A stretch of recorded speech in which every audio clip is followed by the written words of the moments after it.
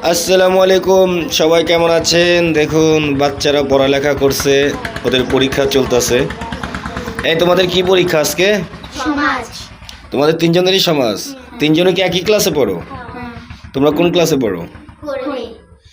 ওরা 4-এ পড়ে এবং ওদের সমাজ পরীক্ষা আজকে কি বলতেছে? বাংলাদেশের ইতিহাস।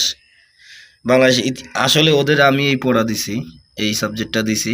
রাজা সংসার, রাজা গোপাল, রাজা লক্ষণ সেন, সামাজিক জীবন, অর্থনৈতিক জীবন। তো যে তিনজনরে পড়তে দিছি, তিনজনে দেখি কার হাগিটা হয়। তো ওরা এমনিতে ভালো আছে, খেলার সময় খেলে, পড়ার সময় খেলে।